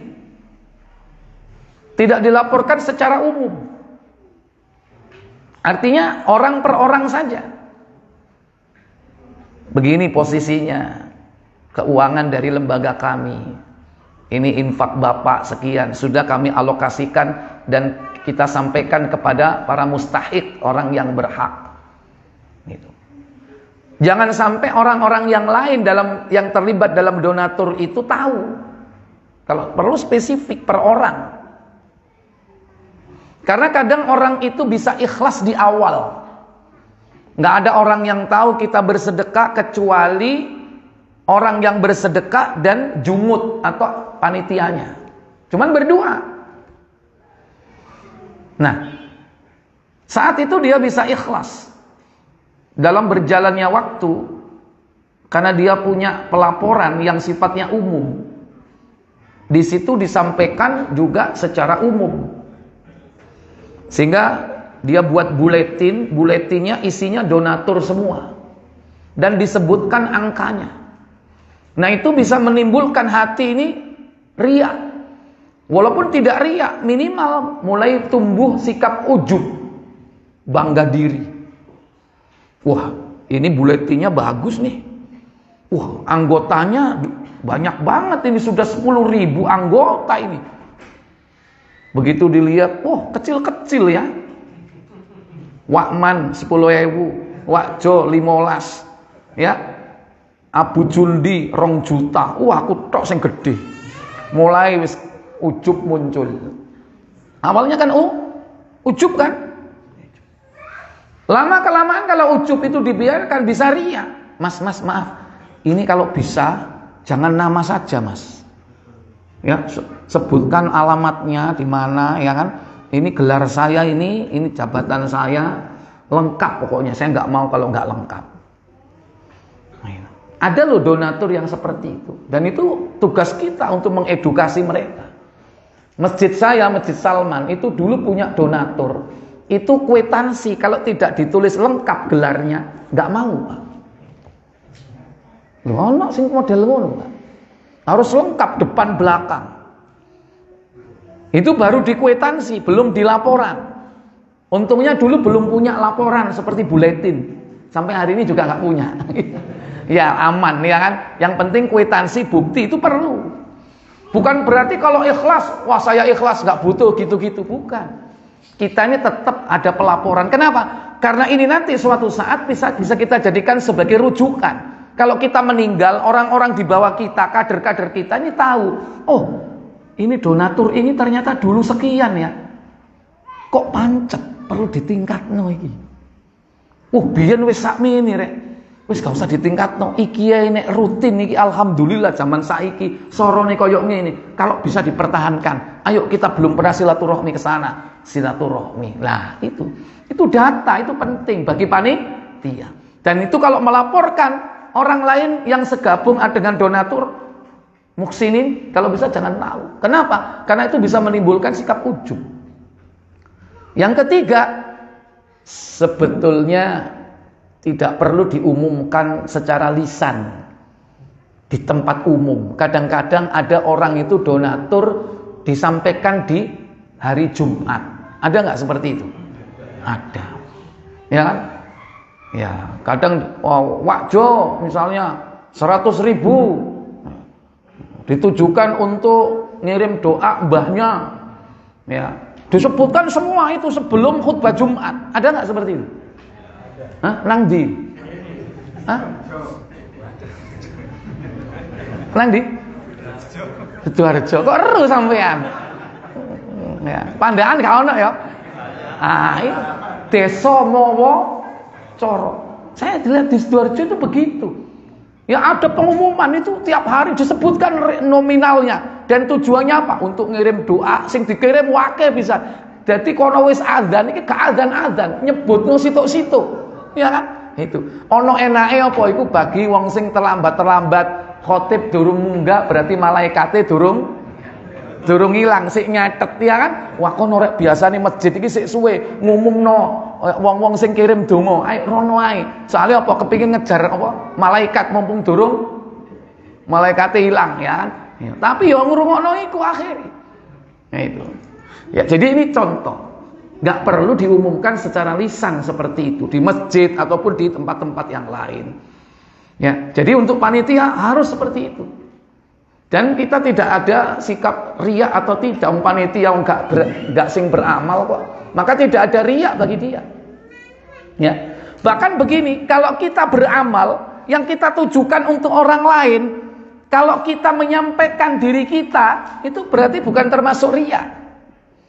Tidak ada riya bagi orang yang tidak memiliki pahala. Saya ulang, tidak ada riya bagi orang yang tidak memiliki pahalanya. Contoh, saya infak sedekah untuk orang tua saya. Saya niatkan untuk orang tua. Berarti yang dapat pahala siapa? Hah? Orang tua saya kan? Ya kan? Orang tua saya kan? Maka yang dituntut ikhlas itu saya apa? Orang tua saya. Yang dapat pahala siapa? Ya orang tua itu yang dituntut ikhlas. Jangan sampai dia gembar-gembor, anakku ini aku disodakoi, ya kan? Hilang ya. Karena kita apa? Karena kita yang sedekah bukan untuk diri kita, bukan diri kita, maka tidak ada kewajiban untuk kita ini apa? Harus ikhlas, ya kan? Bisa jadi dia sebutkan namanya, tapi niatnya bukan untuk dia sebetulnya, tapi untuk orang lain. Karena hakikatnya yang dituntut ikhlas itu bagi yang memiliki pahalanya. Lah saya nggak berhak pahala kok, karena diniatkan untuk orang lain kan? Diniatkan untuk orang lain. Kalau seandainya saya riya, saya tanya, pahalanya hilang nggak? Hah? Oh, pahalanya bukan untuk saya kok, untuk orang lain kok. Makanya kadang-kadang kalau ada orang ketika dia berinfak, bersedekah, menyebut namanya, kemungkinan bisa jadi itu bukan untuk dirinya. Bisa jadi seperti itu. Atau dia alibi, ya kan? Untuk orang lain, tapi pengumumannya untuk dirinya supaya dianggap derma, alibi lagi itu. Ikhwatal iman aizakumullah. Jadi orang yang dituntut ikhlas itu orang yang beramal dan dengan amal itu dia akan mendapatkan pahalanya. Sementara orang yang bersedekah atas nama orang lain, dia nggak akan dapat pahalanya. Dia hanya dapat apa? Berbuat baiknya saja, bukan dapat pahala sedekahnya, enggak. Berbuat baik apa? Berbakti kepada orang tua. Dia dapat, ya ini berbuat baik kepada orang tua. Nah, berbuat bakti kepada orang tua, disitulah dia yang harus ikhlas. Ikhlas karena Allah. Kalau sedekahnya, duitnya berapa dari sedekah yang disampaikan itu dapat pahalanya, itu untuk niatnya. Untuk siapa? Untuk ibunya, untuk bapaknya, atau untuk karib kerabatnya. Nah, yang berhak tentunya mereka. Wallahu a'lam. Baik, silakan. Silakan. Nggih. Yang pertama, bismillah, izin bertanya Ustaz. Nggih. Bagaimana menjaga keikhlasan Ustaz? Bagaimana menjaga keikhlasan? Baik. Pertama, menjaga keikhlasan itu hendaklah sikap zuhud. Zuhud itu tidak rakus kepada dunia. Kenapa orang itu tidak ikhlas? Karena orang itu berlomba-lomba mengejar sesuatu yang dikejar oleh umumnya manusia. Manusia itu umumnya ngejar apa? Harta, tahta, wanita, Toyota, ya kan? Kan Qur'annya bilang begitu kan? Ya kan? Minan nisa'i wal banin wal qanatiril muqantarati minad dhahabi wal fiddah wal khailil musawwamati wal an'ami wal harth. Kalau bahasa kita ya 3 ta atau 4 ta tadi. Itu yang kita kejar kan. Nah, kita zuhud dari semua itu. Kalau kita tidak ikut berlomba-lomba dalam mengejar dunia, insya Allah itu cara kita untuk ikhlas. Wabe podo rebutan, desek-desekan, apa? Sembako gratis. Kita cukup, wis wingi wis soleh, sik karek 0,5 kilo, wis gampang. Aku lu mek wong loro. Zuhud nggak itu? Zuhud, ikhlas. Ya kan? Dia bisa ikhlas menerima. Jadi tidak berlomba-lomba mengejar harta dengan yang lain. Ini cara yang pertama, zuhud. Yang kedua, yaitu dengan cara beramal sembunyi-sembunyi. Amal apapun lakukan dengan cara sembunyi-sembunyi. Terutama amalan-amalan yang memang dilakukan secara munfarid, sendiri. Sholat sunnah, ya kan? Baca Quran, lakukan sembunyi-sembunyi. Sholat sunnah misalnya, dilakukan sendiri-sendiri enggak? Ada kan? Ada. Kecuali sholat sunnah yang dianjurkan berjamaah. Sholat id berjamaah enggak? Enggak kok sholat id aku nang omah, wedi riya. Ya, salah kaprah itu. Justru itu bisa termasuk riya, meninggalkan amal karena manusia. Mengerjakan amal karena manusia itu riya. Meninggalkan amal karena manusia juga riya, padha wae. Apa meneh salat wajib? Yang wajib berjamaah di mana? Masjid. Kon kok gak tau nang masjid kon? Iya rek. Aku wedi nek nang masjid engko dianggap riya misalnya. Mengerjakan amal karena manusia itu bisa masuk riya. Meninggalkan amal takut dibilang riya itu bisa jadi riya. Kenapa? Karena takut manusia. Engko aku ditanggap wedi dianggap alim aku. Soalnya sepurone ya aku nek sembahyang iku suwe. Ya, engko nek salat kok dipikir alim, kok dipikir khusyuk ya kan. Aku makani salat nang omah wae. Ya. Itu juga termasuk riya. Jadi riya itu bisa dua, mengerjakan amal karena manusia atau meninggalkan amal karena manusia. Pokoknya karena manusia, itu namanya riya. Makanya jangan salah kaprah menempatkan diri, menempatkan sikap ikhlas itu. Nah, caranya supaya kita bisa ikhlas, lakukan amal sembunyi-sembunyi. Terutama amalan-amalan yang dilakukan secara pribadi, munfarid. Salat sunnah, sedekah. Pilihannya dua, boleh terang-terangan, boleh sembunyi-sembunyi. Tapi mana yang lebih utama? Terang-terangan apa sembunyi-sembunyi? Sembunyi-sembunyi, karena dia akan dinaungi di akhirat, di hari kiamat. Muslim 982. Cilebokno kan.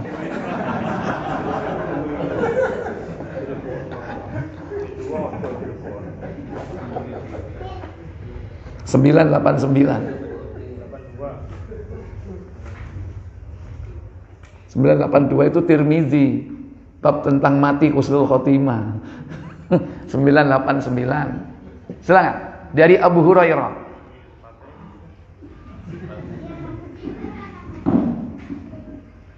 Dari Abu Hurairah radhiyallahu anhu, dari Nabi sallallahu alaihi wasallam bersabda, ada 7 golongan yang mendapat naungan dari Allah Subhanahu wa taala pada hari kiamat kelak, di mana tidak ada sama sekali naungan pada hari itu melainkan naungan dari Allah Subhanahu wa taala. Ya, 7. Tapi langsung aja nomor 6. Siapa mereka yang dinaungi ketika hari tidak ada naungan kecuali naungan Allah pada hari kiamat? Orang yang bersedekah dengan diam-diam sehingga tangan kanannya tidak mengetahui apa yang disedekahkan tangan kirinya. Rajulun tasaddaqa bisadaqatin fa'akhfaha. Seorang yang bersedekah dengan sembunyi-sembunyi, tidak ada orang yang tahu. Saking sembunyinya, maka digambarkan dengan kiasan oleh Nabi, hatta la ta'lamu simaluh ma tunfiqu yaminuh, sehingga tangan kirinya tidak mengetahui apa yang diinfakkan oleh tangan kanannya. Ini kiasan, makna majazi, bukan makna hakiki. Duduk nek sodako rek tangan kiri gak eruh, sik tak sing ideno sik. Bukan begitu. Itu makna yang salah. Maksudnya apa? Kanan dan kiri, tangan ini dekatnya. Artinya dalam hidupnya orang yang terdekat sekalipun tidak tahu ketika dia bersedekah. Siapa orang yang terdekat kita? Bagi seorang suami adalah istri. Bagi seorang istri adalah suami. Makanya jenengan nek sedekah gak usah cerita bojo. Aja cerita bojo sampean. Karena kadang-kadang cerita, "Ma, apa Pak? Aku mau sedekah, Ma." Salah wong iki, Mas. Mau kei piro? Tak kei 2 juta. Lho, akeh kon gorong tau ngei aku jajan 2 juta kon ngei 2 juta kok. Ya. Sano mak temen, Mak. Rondo pisan, Mak. Ya kan? Wah, ini berarti ada udang di balik batu bisa jadi. Ya, jadi bapak-bapak nggak usah cerita, cukup kita dengan siapa? Allah. Ya kan? Itu. Ibu-ibu juga begitu. Kalau sedekah dan itu duitnya, nggak usah cerita suami. Tapi kalau duitnya suami harus cerita nggak? Cerita. Bibi ono ngemis, wong mis di. Bi, apa mau tak kei aku gak ndek duit. Aku njupuk nang dompet. Mau kei piro? 200.000. Ya Allah, mi iku jagane SPP ini anakmu. Dadakno mok kekno, ya kan. Wis gampang bi, muga-muga oleh rezeki. Adem. Ya kan? Iya. Sik sedekah kan sik enak kan. Tapi nek 200.000 gawe tuku jilbab.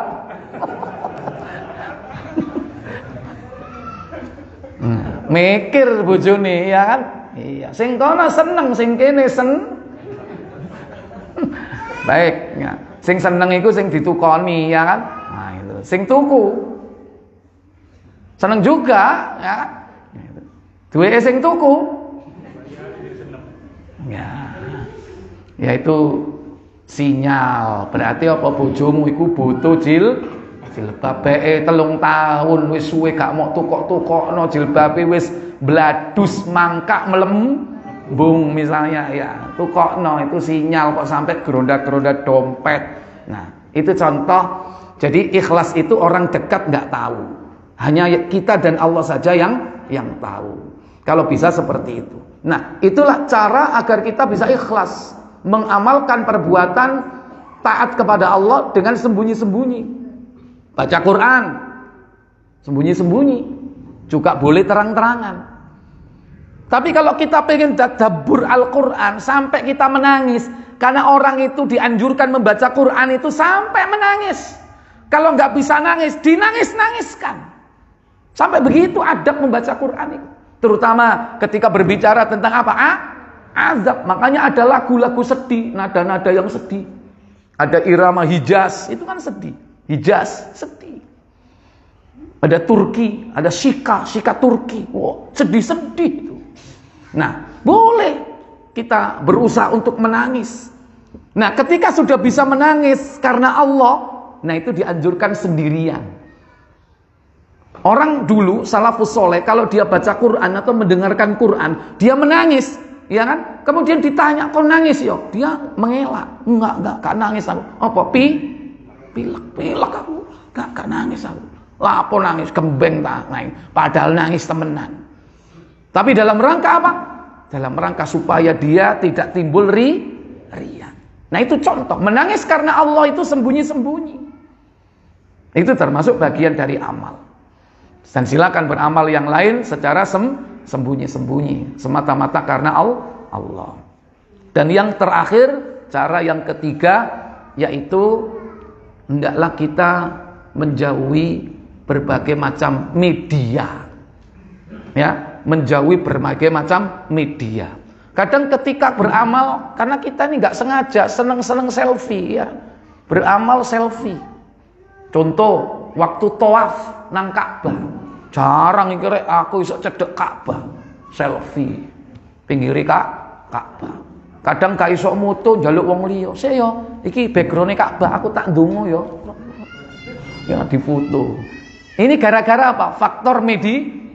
Media ini termasuk bisa mengganggu kita loh ini, ya. Karena sebab media, adanya media cetak, media elektronik, media-media ini. Nah, kalau bisa kita menghindari media, itu cara kita supaya ikhlas. Orang-orang dulu kan jauh dari media. Makanya orang-orang dulu luar biasa ikhlasnya.